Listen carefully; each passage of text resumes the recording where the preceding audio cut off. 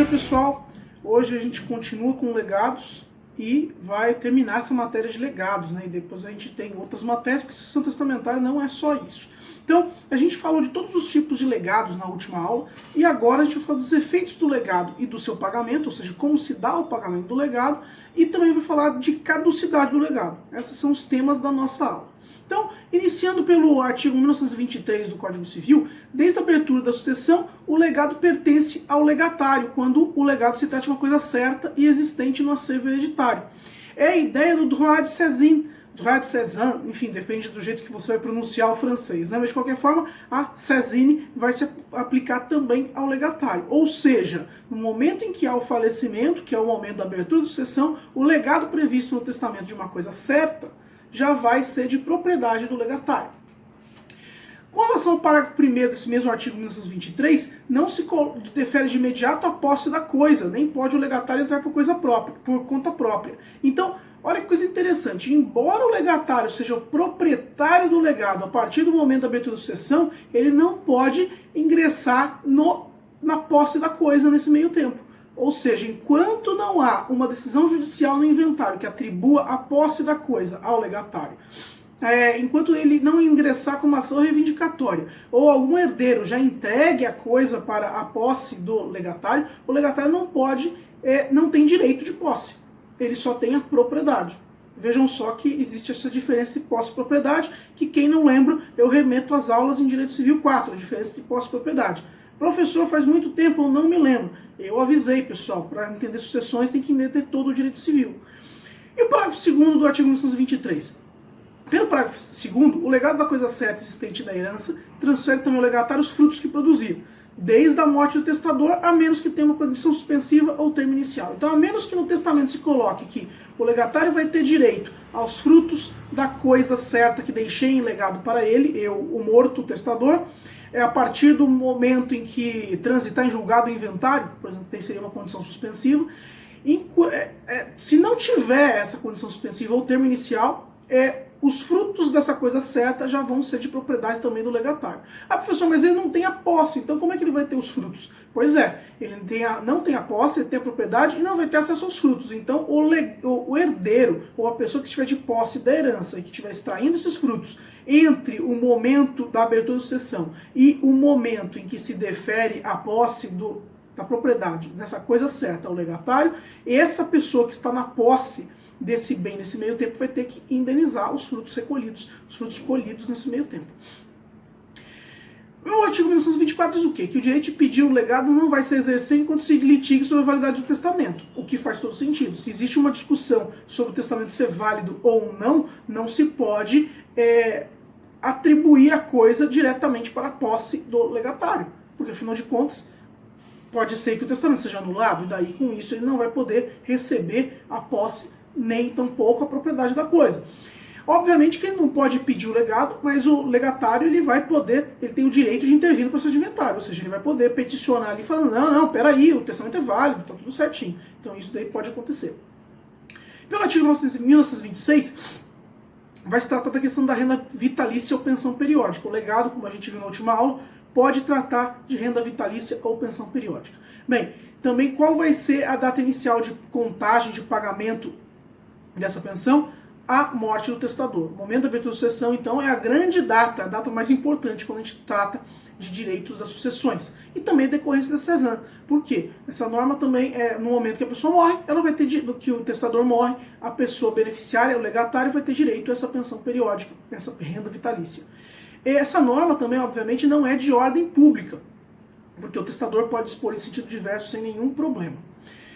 Além disso, ainda sobre essa questão das prestações periódicas, o artigo 1927 diz que se o legado for de quantidades certas e prestações periódicas, datará da morte do testador no primeiro período. Então, de novo, a data da morte, a data da abertura da sucessão é o primeiro período que se atribui esse pagamento. E o legatário vai ter direito a cada prestação, uma vez cada um dos períodos sucessivos, ainda que venha a falecer antes do termo dele. Então, pode ser que ele até morra antes do pagamento da 15ª prestação, mas se está nesse período aquisitivo, esse 15º ainda vai ser pago para o espólio dessa pessoa. Obviamente, depois da morte dessa pessoa, acabou o legado.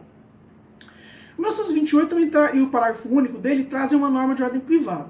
De acordo com esse artigo, se forem periódicas essas prestações, só no termo de cada período se pode exigir. Obviamente que se eu coloco que todo dia 1º tem que pagar uma renda para o meu legatário, no dia 31 ele não tem direito, no dia 30 ele não tem direito, no dia 29 ele não tem direito, ele só tem direito a partir do dia 1º a ser pago. E se essas prestações forem deixadas a título de alimentos, vão se pagar no começo de cada período, sempre que não tenha uma alteração disposta pelo testador. Então o testador pode definir qualquer coisa em sentido contrário. Outra situação é quando você tem a questão da escolha no legado alternativo. Vocês lembram do legado alternativo? O testador deixa para o legatário uma coisa ou outra. E as regras são as mesmas da obrigação alternativa. Quem escolhe é o herdeiro, normalmente, ou uma pessoa indicada pelo testador. Bem, se o herdeiro legatário a quem couber a opção, de acordo com o artigo 1933, falecer antes de exercer essa opção vai passar para os seus herdeiros.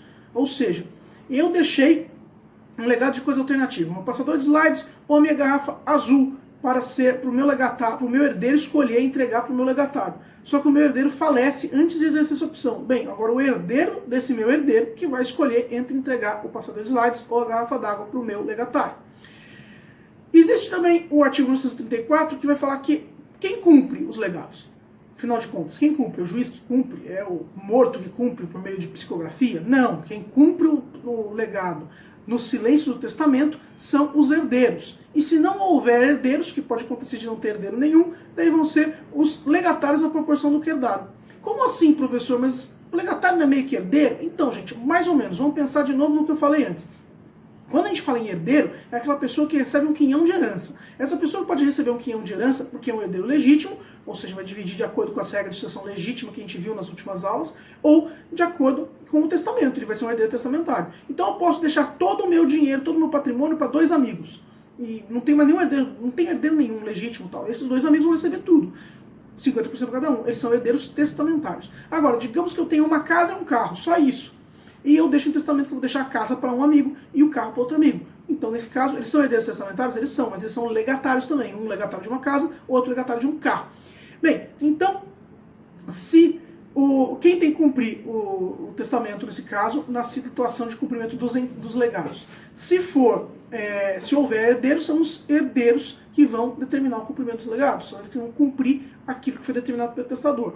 Caso não haja herdeiros, os legatários vão cumprir na proporção do que herdaram. Então, naquele exemplo que eu dei, se tem um amigo meu que herdou uma casa e um amigo meu que herdou um carro, então é eles que vão cumprir esses legados que foram deixados no interesse deles mesmos.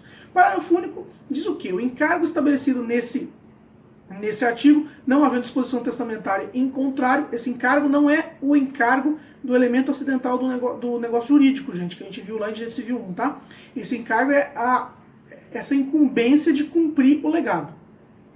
Bem, vai caber ao herdeiro ou legatário incumbido pelo testador na execução do legado. E se forem indicados mais de um herdeiro ou mais de um legatário, esses onerados vão dividir entre si os ônus na proporção do que receberam da herança. É a aplicação da regra concurso partes fiunt, ou seja, vai ser dividido na proporção do de cada um. Bem, e o artigo 1935? 1935 vai tratar uma regra para ser aplicada em sublegados. O que é o sublegado? No sublegado, como a gente já tratou na última aula, é aquela situação em que eu, testador, deixo algo para alguém, desde que esse alguém ceda do patrimônio dele algo para outra pessoa. Meio complicado, acho que é meio até improvável que isso aconteça, mas você pode prever isso sem problema no testamento, isso é perfeitamente legal.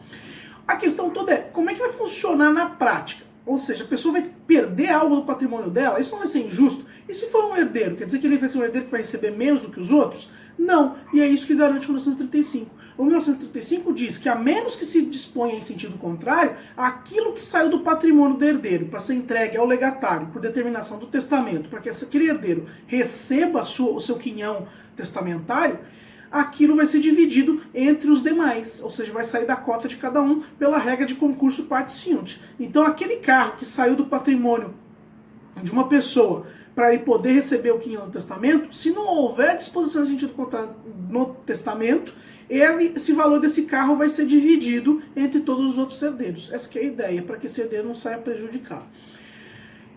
Também tem uma ideia de res perit domino. Professor, eu não aguentava mais, não lembrava mais essa regra faz muito tempo que a gente não vê, é lá do direito obrigacional. De fato, pequeno gafanhoto, essa regra vem lá do direito obrigacional e se aplica também em sucessão testamentária. Bem, o que o artigo 1936 diz? Que as despesas e riscos da entrega do legado correm à conta do legatário, se não dispuser diversamente o testador. Mais uma vez, se não dispuser diferentemente o testador, ou seja, o testador pode prever qualquer coisa em sentido contrário. Porém, contudo, todavia, se não houver qualquer tipo de disposição a esse respeito, no momento em que tem que se entregar o legado, ou o legado tem os riscos de perda do legado, digamos que cai um meteoro na vaquinha deixada em legado, bem, os riscos são do legatário. Por quê? Lembra da regra da Cézanne, que a gente viu no começo desta aula? O legatário já é dono da coisa. Se ele já é dono da coisa, res perit domino. Então, o direito de Cézanne, nesse caso, se aplica de modo a se prever quais são os riscos da coisa. Caso a coisa desapareça, se autodestrua, caia um meteoro nela, logo após a abertura da sucessão. E como é que vai se entregar essa coisa? O artigo 1937 vai determinar que essa coisa legada vai se entregar com os acessórios no lugar e estado em que se achava ao falecer o testador. Ou seja, do jeito que a vaquinha se encontrava, a vaquinha vai ser entregue ao legatário, passando ao legatário todos os encargos que onerarem. Então, todas as despesas decorrentes da manutenção daquela coisa passam a ser do legatário. É o princípio da gravitação jurídica, né? Que isso inclui frutos, produtos, benfeitorias, impostos, despesas de condomínio, tudo que influi e tudo que influencia, tudo que pode ser destacado da coisa, tudo que vai ser um ônus sobre a coisa, vai ser de responsabilidade a partir desse momento do legatário. E quando há encargo? Bem, beleza, eu vou deixar a casa para uma pessoa desde que ela faça um abrigo para gatos nos fundos da casa. Isso é um encargo, é o exemplo que eu dou desde que eu falo de encargo, desde que eu falo de doação, vale também para sucessão testamentária. Se houver encargo, o artigo 1938 diz o quê? Aplica-se o legatário disposto no Código a respeito das doações de igual natureza. Então, a gente vai lá para os dispositivos do Código Civil a respeito de doação, e busca saber como é que funciona. De qualquer forma, a consequência mais importante é que se houver interesse geral, interesse público, o Ministério Público pode exigir essa execução do encargo. E, obviamente, a inexecução desse encargo pode acarretar a pena de ineficácia da disposição testamentária, ou seja, a pessoa perde a casa porque não fez o abrigo para gatos.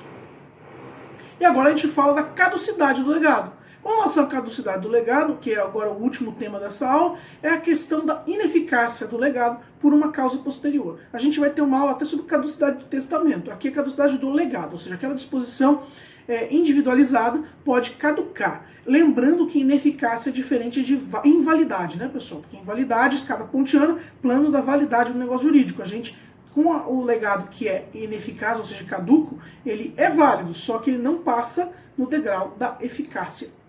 Então a caducidade vai inutilizar uma disposição que é válida por um fato superveniente. O que seria esse fato superveniente? Vamos dar um exemplo, a gente vai ver os artigos e tudo mais, mas o exemplo você já teria em mente. Eu deixo a vaquinha para alguém. A vaquinha mimosa, ela tem nome e tal, tem tudo. Tem até RG aquela vaca. Então, essa vaquinha eu deixo para fulano. Só que depois, quando eu morro, abre o meu testamento, vem que eu deixo a vaquinha para fulano, e cadê a vaquinha? A vaquinha morreu 2 anos atrás. E aí? Fulano recebeu alguma coisa? Não. Esse legado, infelizmente, ele caducou. Não tem mais como deixar a vaquinha. Mas não dá para deixar dinheiro pro cara no lugar da vaquinha? Se eu não previ isso, não. A pessoa não recebe nada. Então, a invalidade vai tratar de um vício de formação do negócio jurídico. Ou seja, o problema é com o testamento. A caducidade vai inutilizar a disposição testamentária porque o testamento está tudo certo. Só que aquela coisa deixada em legado não mais existe. Então, o artigo 1939 vai trazer os casos de caducidade do legado. Quais são esses casos? No inciso 1º desse artigo, se depois do testamento o testador modificar a coisa legada ao ponto de já não ter a forma nem caber a denominação que possuía. Vamos lá, exemplo fácil. Deixo um bloco de mármore para o meu amigo Pedro. Só que quando eu morro, o bloco de mármore virou uma estátua, porque eu mandei fazer uma estátua. Bem, dá para dizer que o bloco de mármore tem a mesma forma e tem a mesma denominação de uma estátua? Não, não tem. Então o que aconteceu com o legado vai caducar. A transformação, nesse caso, obviamente, para poder se qualificar como caduco o legado, tem que ser substancial. E também não vai compreender caso fortuito e força maior de acordo com a doutrina. Então, de acordo com a doutrina, se o bloco de mármore virou pedaços de mármore, porque é um meteoro naquele mármore, então eu posso entregar esses pedaços de mármore para o meu legatário e pronto, não teria problema. Mas, não havendo caso fortuito ou força maior, nesse caso, houve alteração substancial e com isso o legado caducou.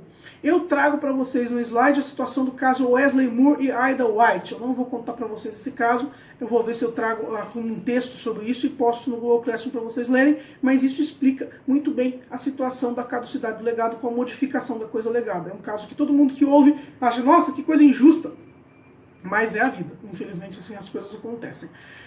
Inciso 2º do artigo 1939. Se o testador, por qualquer título, alienar no todo ou em parte a coisa legada. Nesse caso, caducará até onde deixou de pertencer ao testador. Então, eu tinha uma casa, deixo a casa em legado para o meu amigo. Daí, eu vendo essa casa. Se eu vendi essa casa, não existe mais casa, não tem mais como cumprir o legado. Ah, eu tinha uma casa, deixo a casa para o meu amigo. Vendi metade da casa para minha irmã. E aí, a parte da minha irmã vai para o legatário depois que eu morrer? Obviamente que não, ela é proprietária, mas a minha metade vai para o legatário. Então, não teria nenhum problema. Seguindo no inciso 3º do artigo 1939, vai caducar o legado se a coisa perecer ou for evicta, vivo ou morto testador, sem culpa do herdeiro ou legatário incumbido do seu cumprimento. Ou seja, se houver culpa ou dó do herdeiro ou do legatário, vai caber perdas e danos, porque aqui está falando a questão de sem culpa, né? Então, se houver uma evicção, a evicção faz com que haja a perda da coisa, a perda da coisa, entre aspas, no caso, que a coisa continua existindo, mas vai sair da propriedade desse espólio, da propriedade daquele proprietário. Então, se houver evicção ou perdimento dessa coisa, vai haver também a caducidade do legado. Inciso 4. Se o legatário for excluído da sucessão nos termos do artigo 1815. Caso do 1815, a gente já viu indignidade sucessória. Então a pessoa vai lá e mata o pai. Daí abre o testamento, está falando que o pai está deixando legados para aquele filho que matou ele. Obviamente, caso de indignidade, ele não vai poder receber. Existe um cochilo legislativo aí, porque o artigo mencionado deveria ser o 1814 e não o 1815.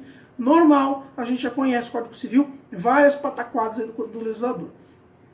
E por fim, o último inciso, inciso 5º do artigo 1939, vai caducar o legado se o legatário falecer antes do testador, que é a caso de pré-morte ou premoriência do legatário. Não existe direito de representação para o legatário. Ah, professor, mas eu não posso, por acaso, fazer o seguinte, deixo esse legado para o legatário, mas se ele estiver morto, vai para os herdeiros dele?